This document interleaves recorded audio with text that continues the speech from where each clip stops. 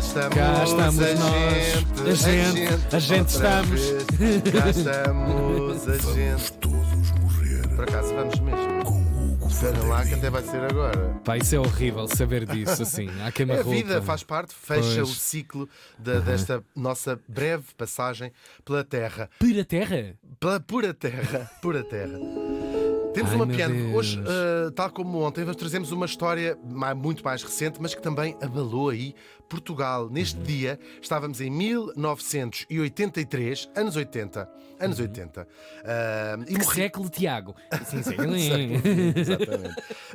Claro, a democracia ainda era assim, jovem, não é? Uhum. E havia estas coisas e aconteceu aqui uma situação que eu vou passar a expor. Portanto, estávamos em 1983 e morria em Albufeira, of all places, Albufeira, aos 48 anos, of all ages, Xiça.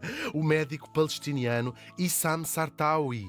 Foi um caso mesmo que abalou aqui Portugal. O Issam, vamos falar um pouco dele primeiro. Ele nasceu em 1935 em Acre, na Palestina. Na altura, a Palestina vivia o seu mandato inglês, depois da queda do Império Otomano. Os turcos, a Turquia, a atual Turquia, que controlavam a Palestina desde o século XIV.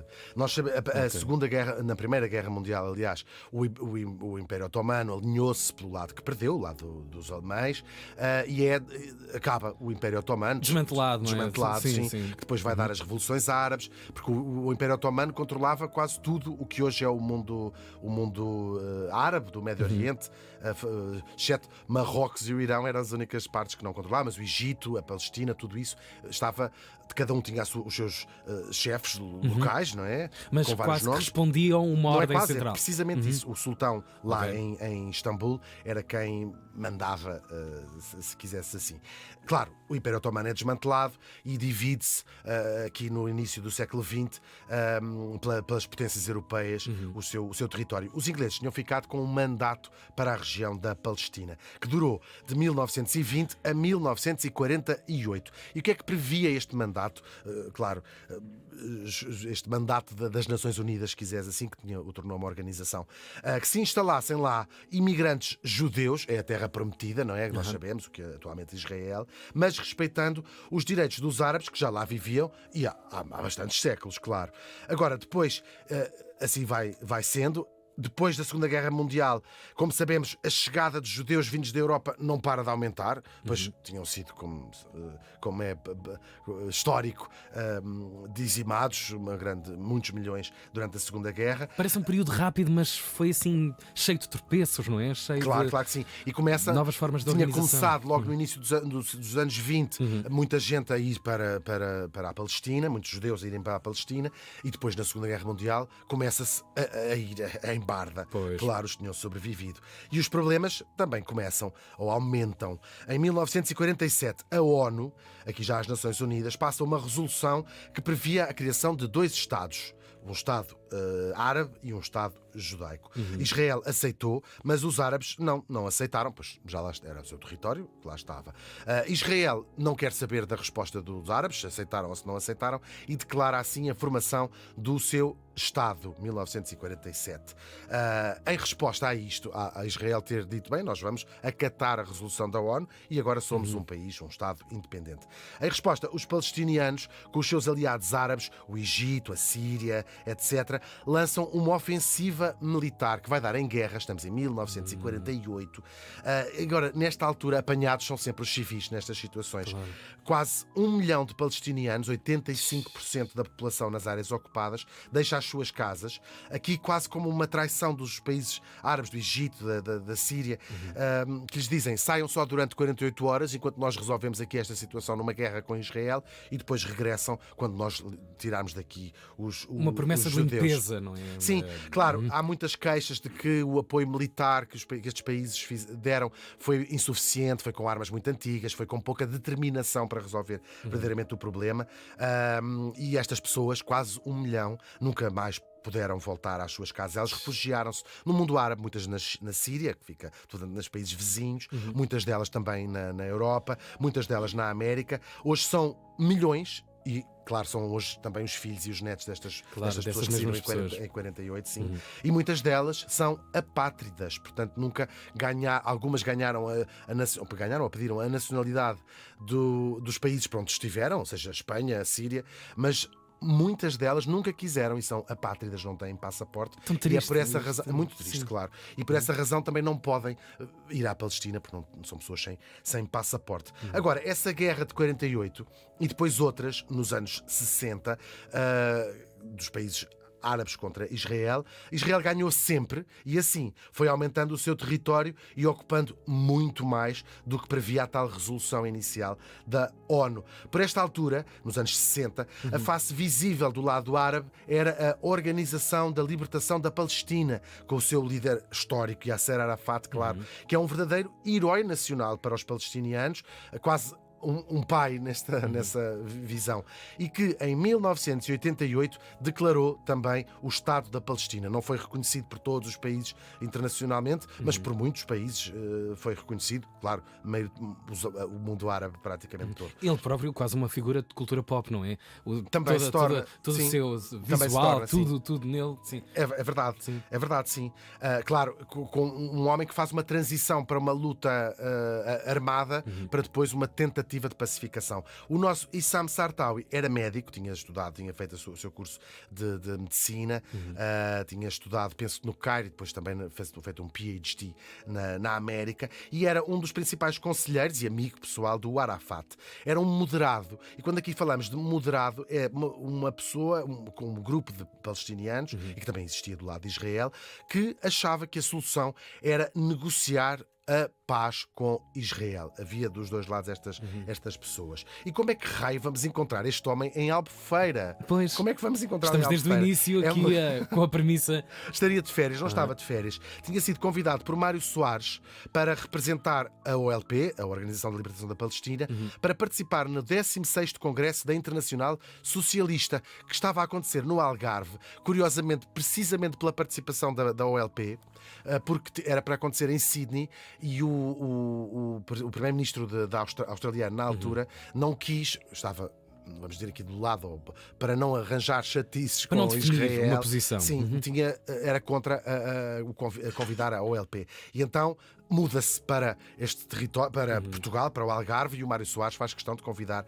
a OLP, que manda este representante, uma pessoa muito próxima do Arafat. Também lá ia estar, é uma coisa muito interessante, um líder israelita, também ele moderado, e havia a esperança de que isto fosse mais, ali no Algarve, mais uma ajuda no processo de paz. Eles iriam encontrar-se e tudo Pelo menos mais. de conversações, não é? De conversações, claro. sim. E lá estava ele, no Hotel Monte Choro, eram 9 da manhã, estava toda a gente a tomar o pequeno almoço. Já se sabe como é que são as pessoas quando ficam nos hotéis. Quando são vocês a pagar, é uma bica.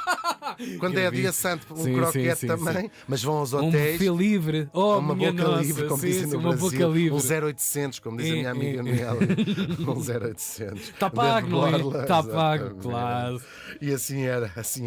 Nisto, entra um homem armado que disparou 6 tiros à queima-roupa no átrio do hotel, exatamente, e depois foge a pé. O Issam Sartawi caiu imediatamente no chão, morto. Os dois polícias que estavam responsáveis pela segurança dele nem tiveram tempo nem sangue frio para reagir. Ficou toda a gente ali no átrio do hotel, tipo, o que é isto, não é? E uma situação muito atípica para a nossa realidade portuguesa. Claramente, e houve muitas críticas, uma despreparação enorme para receber pessoas com este grau de necessidade de segurança. Claro. Agora, foram jornalistas, nunca mais viu o assassino, não é? Foram jornalistas que estavam ali para cobrir o Congresso, que acabaram por encontrar a arma do crime a uns 300 metros ali do hotel. Era uma bereta, uma arma, claro.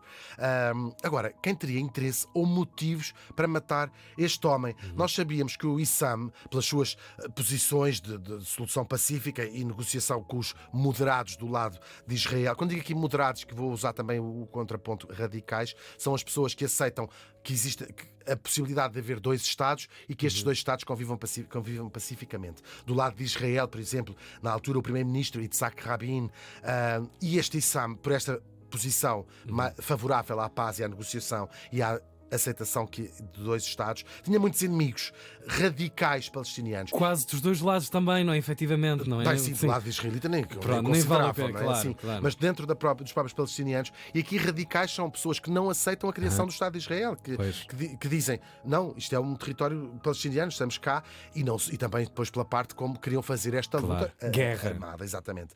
E portanto odiavam este Issam, sobretudo os seguidores de um tipo, Abu Nidal, que tinha pertencido ao LP a uma altura, mas que tinha se zangado com o Arafat, quando o Arafat começa a mudar a sua postura para uma aproximação ao processo de paz, e portanto tinha saído ao LP e formado um grupo, que chamado precisamente o grupo Abu Nidal, de radicais, que tinham sido responsáveis, ou andavam a ser nestes anos 80, por ataques que tinham matado mais de 300 pessoas em vários países, atentados terroristas, claro. Agora, estes tipos do grupo Abu Nidal consideravam o nosso médico um traidor da causa palestiniana e chegavam a insinuar que ele era um agente pago por Israel para dissimular para digamos, despreciar a posição perentória destes palestinianos. Que horror, matarem irmãos, não é? Tal e qual, sim, tal e qual. Agora, para acirrar este ódio, o nosso morto tinha dado uma entrevista ao New York Times há muito pouco tempo em que dizia, resumindo, não vale a pena nós fingirmos que o reconhecimento do Estado de Israel não é uma inevitabilidade. Vai existir o Estado de Israel. Agora, devemos lutar para que exista também um Estado palestiniano e que nós consigamos todos viver em paz. É uma realidade incontornável e, dizia ele na entrevista, os próprios radicais palestinianos sabem muito bem que não há outra solução. E talvez tenha sido esta entrevista que selou o seu destino, até porque, vamos saber mais tarde, o grupo Abu Nidal de facto vai reclamar este atentado em Albufeira, vai dizer assim, fomos nós que o matámos. As notícias deste assassinato correram o mundo, fizeram capa dos jornais internacionais, claro, e Portugal também não ficou nada bem na fotografia, por não ter sido capaz de proteger o representante da OLP, uma pessoa a este nível sem ser protegida. Até porque não tinha sido o primeiro atentado em Portugal ligado ao Médio Oriente, e não. Em 1979 há um ataque à Embaixada de Israel, mataram uma pessoa e feriram mais umas quantas, e depois outras histórias. Em 1981, um arménio, esta questão entre a Arménia e a Turquia, não é? Tinha matado um diplomata turco, e depois, no mesmo ano em que aqui falávamos, 83, uns meses depois da morte do Issam Sartawi, outro grupo de arménios assaltou a Embaixada da Turquia e matou 7 pessoas. Foi na manhã do dia 27 de julho, param 2 carros à porta da Embaixada, que fica na Avenida das Descobertas, no Restelo. Lembro-me muito bem, porque eu tinha uma pessoa muito próxima que vivia numa rua paralela a esta, e lembro-me de acompanhar isto, era criança, mas lembro-me de ser uma coisa assim, tão fora que não viveu-se assim, não é? Sim, é verdade. Um dos carros tenta arrombar o portão da Embaixada da Turquia, mandando o carro contra o portão. Só que o polícia, que lá estava a guardar a Embaixada, consegue disparar para dentro do carro, mata um dos homens, o resto do grupo foge e entra na casa ao lado, que é a residência do embaixador. Fazem reféns a mulher e o filho de um dos diplomatas, e entram lá dentro, não é? Há um polícia que vai atrás deles para tentar negociar, a coisa corre mal. Estes terroristas arménios tinham armadilhado o primeiro andar da casa e a bomba rebenta, sem eles quererem. Morrem os 4, morre a mulher do diplomata e até morre o polícia que lá tinha entrado. A resposta não tardou. Isto foi um blotch, né, da polícia portuguesa. Tinha entrado os GOI, que tinha acabado de ser formado, o grupo de operações especiais. Demoraram uma data de tempo a entrar. Tudo posto em causa. Tudo posto em causa, até porque tinham, na véspera da Embaixada da Turquia, tinham ligado à polícia a dizer: anda um carro muito suspeito aqui. Para trazer para a frente. Claro. E foram finalmente, esta resposta não tardou, finalmente foram criados os serviços secretos civis portugueses. Só existiam os militares na altura. Claro, estes anos sem serviços secretos eram porquê? A consequência da extinção da PIDE e uma relutância em substituí-la, em criar de novo uma polícia secreta, se quiser, os serviços secretos. Agora, este crime político internacional cá dentro acelerou a criação daquilo que depois vai ser conhecido como o SIS. Mas vamos voltar ao nosso morto. Agora, apesar deste assassinato, as tentativas de paz não ficaram por ali e continuou até num ritmo bastante acelerado na década seguinte. 1993, no mais próximo que se teve de uma resolução pacífica para o conflito israelo-palestiniano, foram assinados os acordos de Oslo entre o Arafat e o Yitzhak Rabin, e vai ser criada a Autoridade Nacional palestiniana, com alguns poderes governamentais sobre os territórios que controlavam, Gaza e a margem ocidental, e no ano a seguir ambos vão receber o Prémio Nobel da Paz, com também o Shimon Peres, que era o Ministro dos Negócios Estrangeiros, primo direito da Lauren Bacall. Nós falamos aqui desta curiosidade, não tem interesse nenhum. E todos esses nomes já nossos, muito contemporâneos.